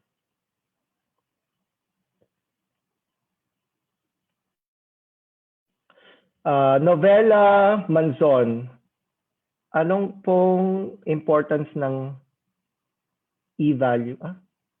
Hindi natin na-capture yung question. Kay Nico Huidem, sir, yung cumulative GPA po may value sa resume. You can include that. As also, kung cum laude kayo, may honors or ito yung GPA nyo after graduation, idikit nyo lang doon sa course and education part. Those are important information. That shows you aced your education sa university. So, yeah, gives some credit to that. Kay Jaila, bakit hindi po included ang signature? And yung final statement na I hereby certify. Oo nga, no? Thank you, Jaila. Hindi na kasi tanda-tanda talaga. Yes, please, thank you, Jaila, for reminding. Yung I hereby certify final statement tapos may signature pa. Please. Please, wag na. Huwag niyo na ipahiya yung sarili niyo. Okay, Novela Manzon. Ito na. Ano po importance ng e-certificate sa resume? Again, may it be e-certificates or in-person training or whatever training, ang kailangan nyo lang sagutin, relevant ba to dun sa skill sets na binebenta ko? May nakuha, yung training ba to na online kahit self-paced pa yan or simultaneous training? May napalaba ako dun sa training na yon, worth the space ba yan sa resume ko? Is it consistent dun sa binibenta ko sa employer? Okay, so how to ace your job interview? Dahil dyan, ito na, part 2, the other half of the battle of our standout series. Let's have, tapos tayo mag-break. Let's start. So yan, very quickly, just get organized. Number 1, get organized on the basics. Schedule wisely. So pag nagre-respond kayo to an interview invitation, try nyo i-accommodate yung employer's suggested day and time.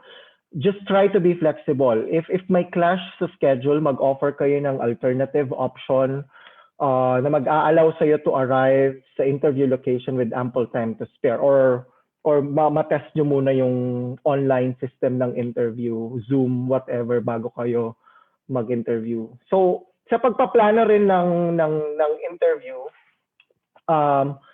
kapag in-person na, no, after ng pandemic, i-consider nyo yung travel time, yung unforeseen issues like traffic jams, yung security lines, may mga buildings, especially BGC Makati na may mga security lines pa, registration, locating interview venue, anong floor.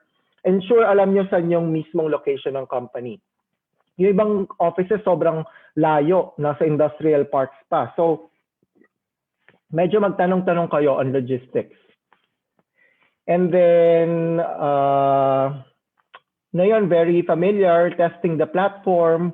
Yung mga, usually ngayon, online interviews, kung gamit nila ay Zoom, Webex, MS Teams. Go online 15 minutes before the time. Check your headsets or speaker, camera. Check your angle, yung lighting. Make sure walang disruption. Okay, sa mga hindi nakapanood nung second version nung GKPB session ng UPLB LRC, you can watch yung second series about dressing up for success. So hindi ko na yan elaborate. Yung speaker nagbigay ng sobrang gandang tips, si Mr. Basil Maliksi, in this aspect. So please watch that. Nasa YouTube video. Nasa profile siya ng UPLB LRC. Number 2, very important, research the company and the role. So having strong understanding ng company goals, needs, challenges, and trends affecting the business, sobrang useful nun in answering industry-specific questions. Huwag kayong pupunta ng interview nang wala kayong bala, wala kayong kaalam-alam as in, nang yun lang, a-appear lang kayo, tapos yun na yun, parang ako lang to guys. Parang walang ganon, walang ganon. Dapat nakapaghanda kayo, kailangan mapakita nyo, naiintindihan nyo yung industry na pinapasok nyo or even yung company at yung role. Kung hindi, na nga. Yung effort na yan demonstrates that you are motivated, curious, tsaka diligent. You will offer more insightful discussion sa interview kapag well-researched, di ba? It's so basic. You just have to do it. Yung preparation nyo rin will show your self-confidence and will tell the recruiter na you deploy similar efforts towards understanding the needs of your clients pag na-hire kayo.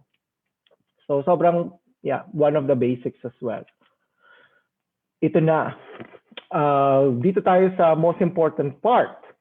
Ang job, all job interviews, may time limit yan. Wala kaming whole day para makipag-usap sa isang candidate. So, each question should be answered as comprehensive and as concise as possible. Kaya, using frameworks will help you answer efficiently.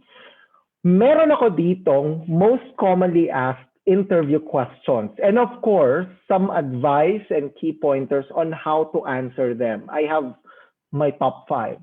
So how do you get there?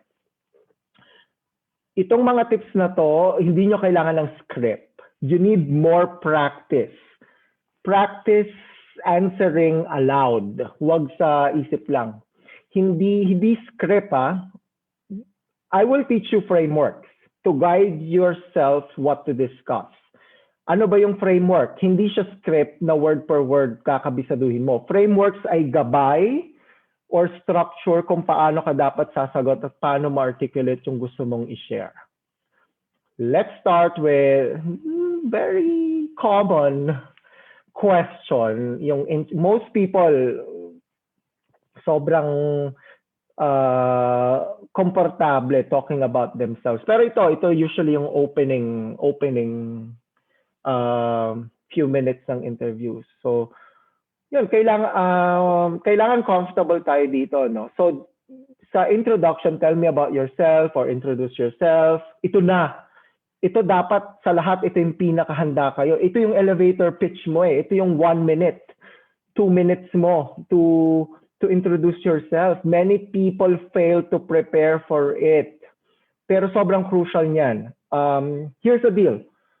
Don't give your full personal history. Whatever is in your resume, summarize it. You don't need to detail everything. So,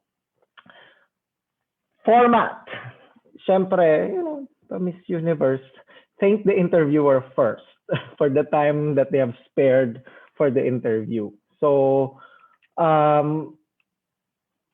first part ay dapat pitch to, di ba? So, dapat concise and compelling, and dapat it shows exactly why you're the right fit for the job. So, sa tell me about yourself section or introduce yourself, please lang, wag yun nang sabihin, saan kayo graduate, taga saan kayo, na-review na ng nag-interview sa inyo yung resume mo. Okay? So, talk about number 1. Pasalamat ka muna. Then number 1, discuss right away yung specific experiences or accomplishments mo na you want your interviewer to know about or you want to emphasize. So, you can start the sentences by, I have relevant experiences in, so yun, thank you for your time, etc. You can call me Brian. I'm interested in this role. I have relevant experiences in A, B, C, D, and E. And then you wrap up talking about how that prior experience positioned you for this specific role. So after nyo sabihin yung relevant experiences, I believe these experiences and skills have prepared me to 1, 2, 3. So example, hi, I'm Juan de la Cruz. You can call me Johnny. Thank you for the time in this. Thank you for your time inviting me for this interview. I studied business administration and I'm really interested to pursue a career in marketing. So pwede nyo na rin i-drop yung I studied in business administration. So you can just directly say, I'm really interested to pursue a career in marketing. I have relevant experiences, specifically in design, conceptualization, converting social media ads to leads, show off. I was also an active member of org, and I participated as one of the student presenters about social media marketing. Again, sinabi ko lang yan dahil hindi dahil member ako ng org na yon. Sinabi ko yan dahil naging student presenter ako and the topic is about marketing. I'm applying for a marketing position. So, consistency. I believe these experiences and skills have prepared me to this marketing associate role. I'm looking forward for an opportunity to be part of something big that will jumpstart my marketing career. That's why I've been following your team and would really want to be part of your company. Yeah. E-leading commerce of the Philippines. So medyo konting, diba, no? Profile about the company. So diba, short and simple, thank the interviewer, pitch your relevant experiences, wrap up why these experiences matter, and why you want this, like you want to be part of the company. So that's a good elevator pitch. Yun lang, tandaan nyo lang. Next, very common din. Why do you want to work here? Why do you want this job? Di naman sasabihin na, syempre, kailangan ko pong kumain, kaya gusto ko po ng work. Hindi naman ganun ako. Kaya don't just respond na, I'm smart, I'm qualified, and I want this job. Syempre, gusto mo yung work or company or else wala ka dun sa interview na yun, di ba? Or di ka sisipot. So, it's almost certain na lahat ng candidates ang sagot almost same thing. So you need to be unique and you need to separate yourself from the talent pool. So how do you stand out? You need to prove that you've done the research on the company. Your core values match the objectives of the company and you feel that you will enjoy working there. So ang key here sa tanong na to, find a deep connection or sense of purpose. Why are you motivated to take that job or to be part of that organization? Kasi it will take 40 hours of your time in a week. So it should be an enjoyable workplace, diba? So find the deep connection. Kung ano mang hugot yan, hugutin mo. Company activities ba nila? You like their brand? So here's one example. Yung candidate na to, for example, sample response, ang hugot niya ay user siya ng product. Kaya gusto niya mag-join ng company na yon. I have used your products for so many years and I'm consistently impressed with the innovation and developments made in this space. I also appreciate the dedication of the company to education, providing your customers with free demos to learn how to use your products effectively. I would love to be part of this innovative team and use my skills to continue the groundbreaking work you are doing here. So, diba, with this response, you're able to convey dun sa interviewer na you know the company, you're using the products himself. Actually, pinapanood mo or ginagamit mo siya. Flattering for the hiring manager to hear. And as a user of the product, you demonstrated that you're knowledgeable about what the company does, how much the candidate, and how much you want to be part of the team. So one possible hugot yan. Another possible answer is alignment in terms of your values. No? Example, after finding out more information about your company from your site or social media, I can clearly see how my goals are aligned with the purposes of the company. There's nothing I love more than when I'm working with other engaged individuals towards a common goal. That's what excited me about working here. My research has led me 3 fundamental ways my goals align with yours, and here they are, A, B, C. So by saying the exact ways that your goals matches or aligns with the company's activities or mission, diba? The interviewer will recognize that you really did your homework and excellent for further developing, upholding the values of the organization. So find your deep connection. Before going to an interview, just ask yourself, do you really want to be part of that organization? So yun, no? Pwede rin 3 points framework. Keeping to the rule of 3 allows you to express yourself concisely. So there are 3 reasons why I'm keen to this role then. First, second, third. Like, why do you want this job? I want this job because of the company's work on cutting edge technology. So give insights about the sector or trends. So you can talk about the big picture, why you want the job, how you want to be part of something big, companies cutting edge, innovation, leadership in that sector. Alam mo dapat yung sector or business model ng company.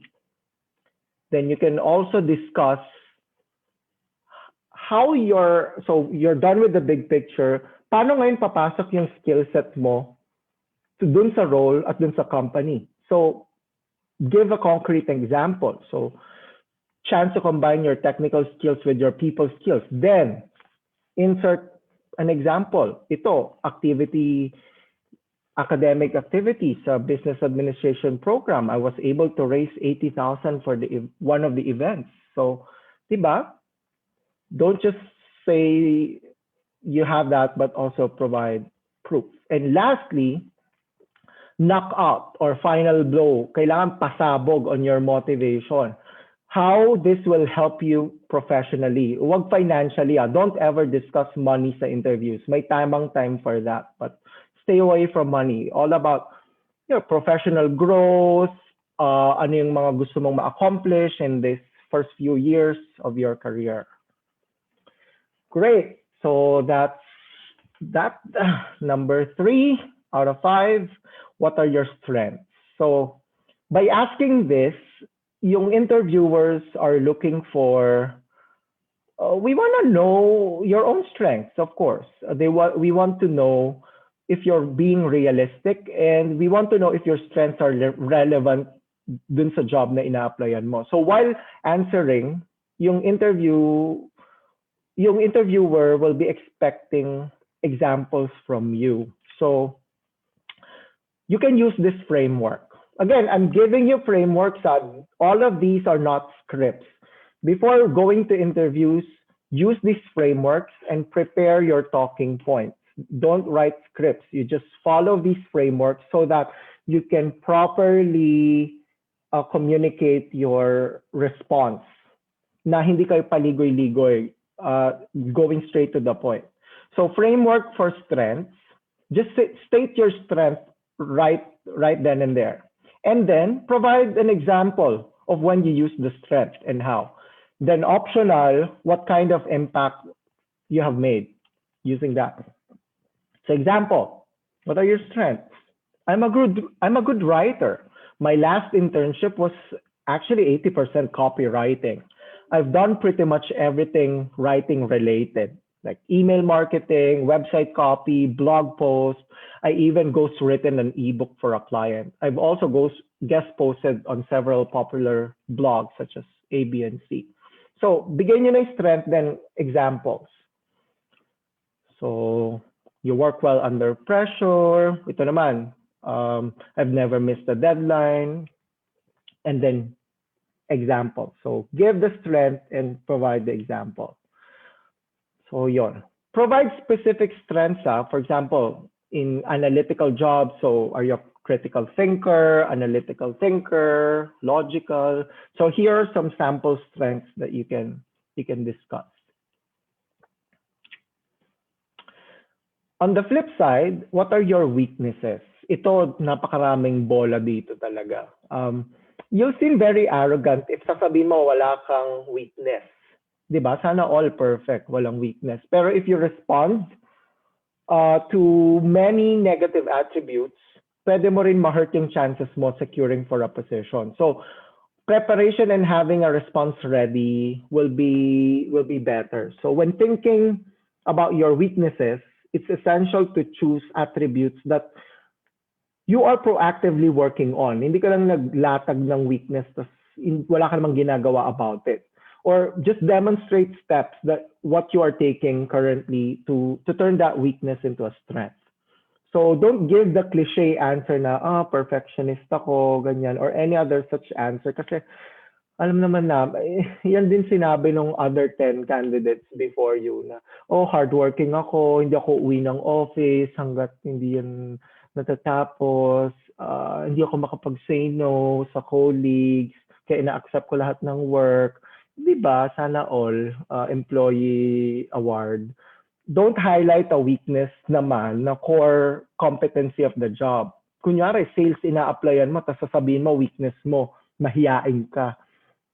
Di ba? So, medyo mahirap yon pagtagpiin. So, example. So, for weakness, identify a weakness na sobrang hindi destructive dun sa role, hindi sobrang requirement ng role. Then, sabihin nyo na yung weakness nyo right away, and then provide activities or steps na ginagawa mo to address it. For example, you need to work on your presentation skills. You can say, I have sought practice opportunities. I joined Toastmasters or whatever organization you have joined para ma-practice yon. And after that, I've been receiving positive feedback from my mentors. They're saying I have improved a lot ever since I joined. Or another naman, pag may task ka, napaka-goal-oriented mo, pero pag may bagong task, hindi mo na natatapos yung iba. So, gumamit ka ng project management tool to organize your time and your work. So, di ba?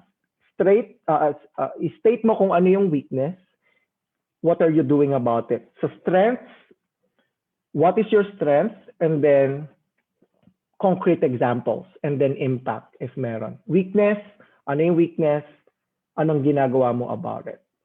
Okay? Yun lang yung format. So you really need to think hard about it.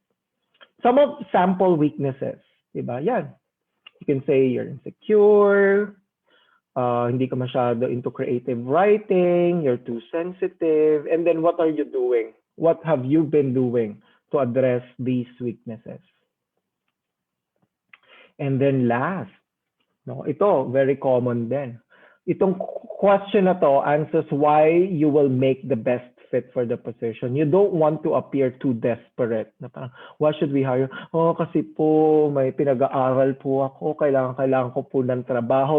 Don't sound too desperate. Don't use words or answers na you don't give the employer an idea on why you want the specific position, because everyone can say that hardworking sila.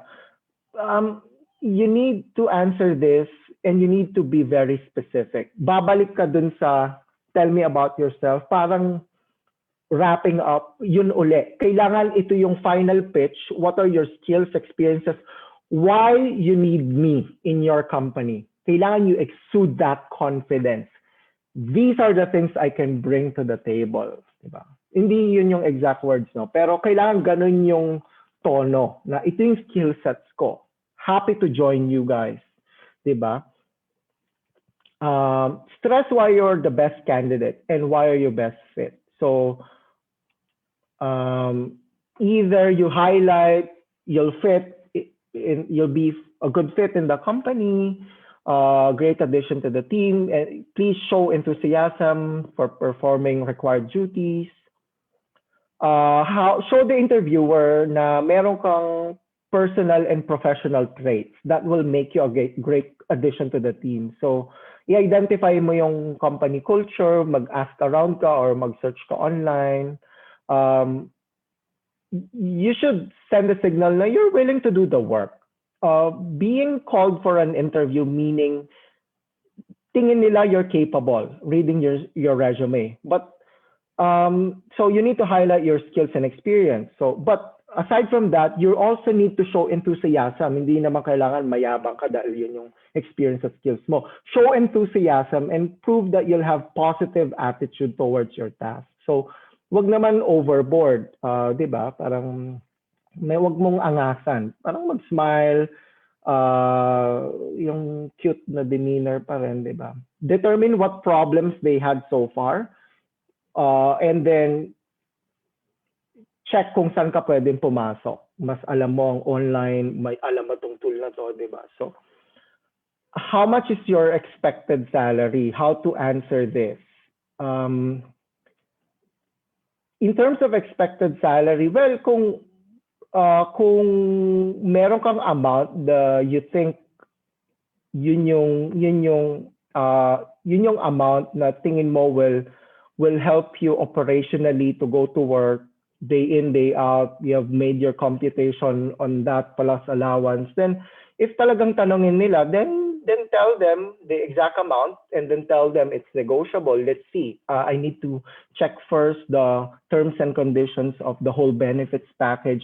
I want to see the package as a whole, not only the salary, but what are the other benefits like medical insurance or leaves, etc. Kasi it's not just about the money, di ba? So, yun, you can answer in that way. Pero kung kaya na initial interview pa lang tapos just show them you're flexible. Makipag-negotiate hard ka na kapag contract signing na. So, dun mo na ilabas ang talagang mga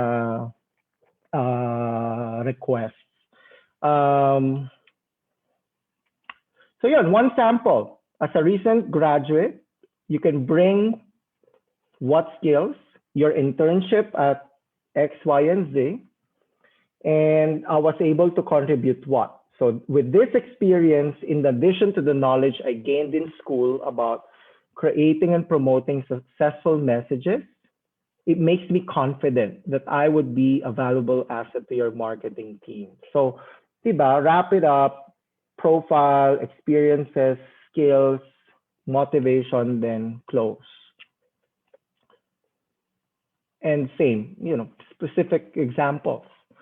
Volunteer facilitators, student services. Yeah. And last portion, competency-based questions. So these questions are specific to the point na they will ask you, provide a sample, tell us a time where you experienced you need to multitask, or you felt stressed, or you had a conflict with your colleague. Pag ganun yung tono, they're asking you to share something like more of behavioral competency based, I'll give you a framework. So para hindi kayo going around the bush. So these are some sample competency based questions. Like, for example, tell me about a time you were under a lot of pressure. What was going on and how did you get through it? Ang tinitignan nila dyan, your ability to adapt. Or communication. Share me about the time you're able to successfully persuade someone to do things at work. So tinitignan nila yon. Ito lang ang kailangan yung tandaan. Final tip. Tandaan nyo lang yung star. Pag ang mga tanong ay about pinaka-stressful, conflict, anything specific na nangyari before, about emotions, about specific instances, remember star. Sa isip nyo, discuss ko muna yung situation. So start with the situation, brief description, ano ba yung context, who, what, where, when, how, and then task, ano yung kailangang gawin because of that situation, or specific challenges or constraint. And then action, ano yung mga ginawa mo about that specific situation, and then results of your action. With this framework, organize yung thoughts mo, hindi yung, kasi kadalasan pansin ko sa candidates, napapasarap ng kwento hanggang sa dulo nakarating na kami kung saan. Hindi na walang ending yung story. So just remember star. And knock out sa dulo, learning. Kung may madagdag mo pa, you know what, with that experience, natutunan ko actually na i-value yung A, B, and C, time ng ibang tao, makinig sa suggestions ng iba, di ba? So mas structured pag may framework ang pag-storytelling. So star, practice, don't make scripts, practice your frameworks, isip na kayo on specific situations, activities, extracurriculars, and use the STAR method. It will make you more comfortable doing it. So there you go. So yun yung aking 5 tips plus STAR for competency-based questions. So for my final point, once you land in your first job, consider that job as your journey to learn about yourself. yung purpose mo, you should be able to grow as a human being, to discover what you're good at, what you love to do, and what you dislike. You know, first 1, 2, 3 jobs mo, it's a discovery. So discover your why, and you'll become more passionate in life. Please maximize your 20s. That will dictate the pace of your career in the next decades to come. That's the defining decade of your career. Surround yourself with the right people that could lead to more learnings and opportunities. And most importantly, dream big. I wish you all the best in your job applications, internship applications. Maraming salamat at productive day sa ating lahat. Wow, thank you so much, Sir Brian, for all of the inspiration, tips, and strategies. Sobrang salamat po, sir. Ang dami-dami po naming natutunan from you this morning. Thank you as well. Thank you as well, UPLB LRC. Sobrang alam ko importante nito for fresh graduates and students, lalo't lalo na. Yes, sir. Thank you so much po. We have so many learnings, takeaways, tips, reminders from this session. Talaga namang kung ikaw ay fresh graduate, talagang you were well-equipped dun sa mga sinabi ni sir from the resume on how to ace your job interview. So please use those tools sa pag-a-apply ng inyong mga trabaho. Actually, sir, may mga nagre-request din ng session with you para sa mga professionals. Professionals, nako, matindihan yan. Yes. Sobrang na-inspire sila dito sa session na to, and just like what you said, sir, no, iba yung atake kapag may experience. Iba na. Yeah. So maybe we could arrange another session. Yes. Yeah. So Ako po, yeah. sir, ang dami ko pong natutunan, sir. Unang-una yung sa resume, no, clean your online presence. Sobra yung pag-emphasize ni sir doon, no? Clean your online presence, be mindful of your social media because it can cost your job, no? Yes, lalo na ngayon sa online world, you can search anyone, and 'di ba? Sobrang importante we protect our personal brand. Our own name is our only puhunan sa larangan ng workforce. So ingat tayong lahat. Yeah, thank you for that, sir. Thank you so much. Lalo na sa mga Gen Z natin na talagang they are all up sa social media. Be careful.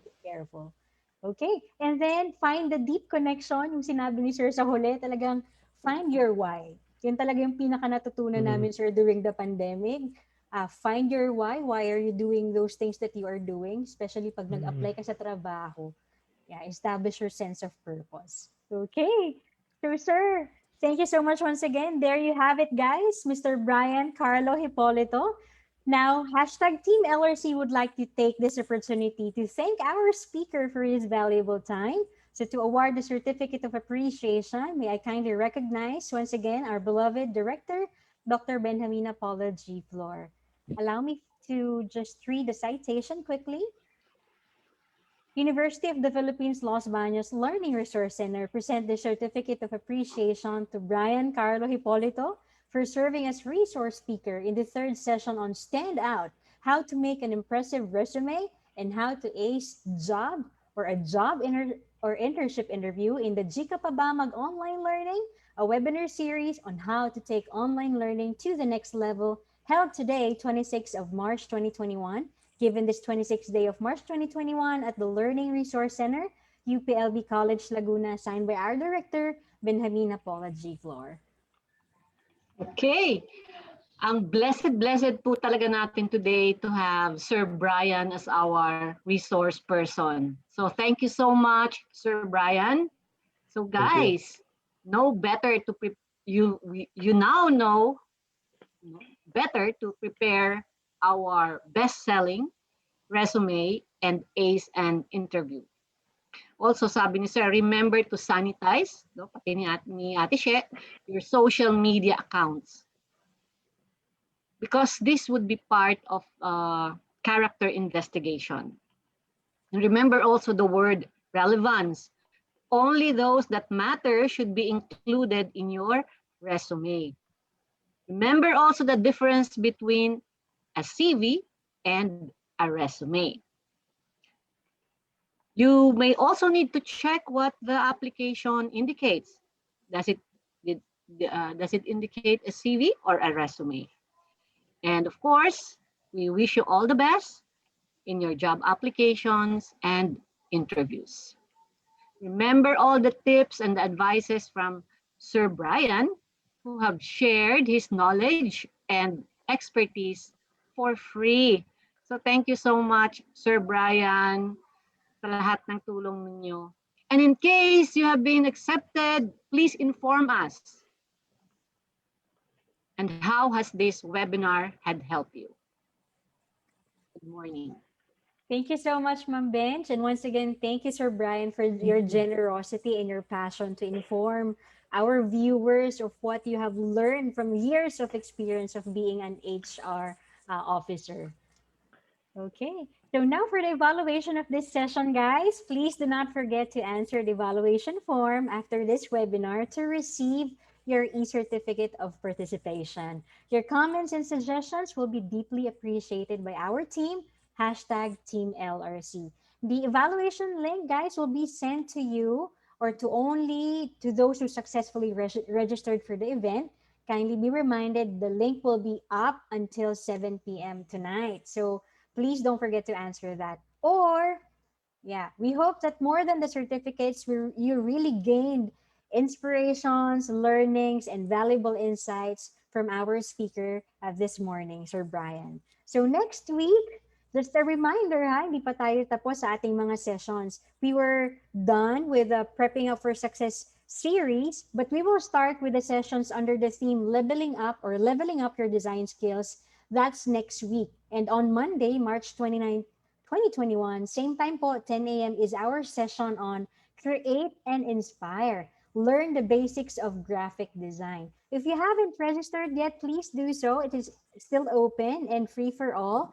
Take advantage po of all the sessions that we have to level up our online learning experience and to gain new skills as lifelong learners. At this point, we would like to recognize and thank our team, #Team LRC, and our GKPB team headed by our director, Ma'am Benji Flor, with the support of our Vice Chancellor for Academic Affairs, Dr. Jean Loyola.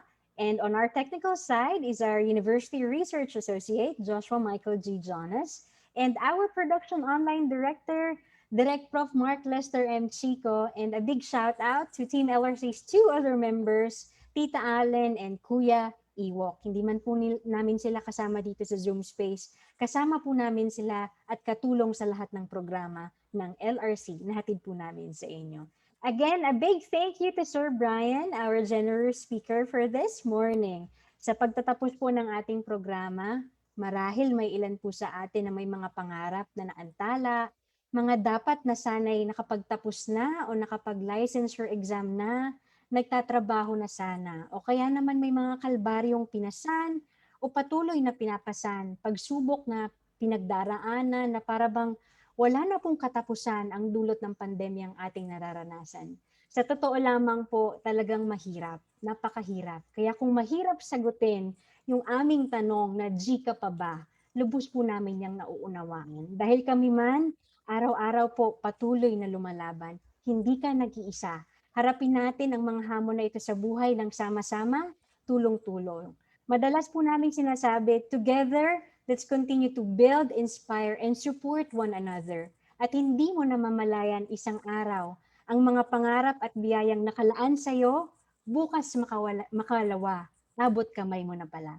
Tulad ni Rancho, Farhan at Raju sa pelikulang Three Idiots, sa oras na kinakain ka ng takot at halos di mo na kaya magpatuloy, ilagay ang kamay sa tapat ng iyong puso at sabay-sabay nating palakasin ang ating loob sa pagsasabing, all is well.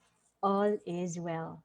Indeed, thank God it's Friday. Maraming salamat po sa inyong pagtutok.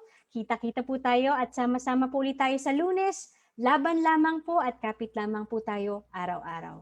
Keep safe and keep healthy. Stay safe and stay blessed, everyone. God bless you all. Bye.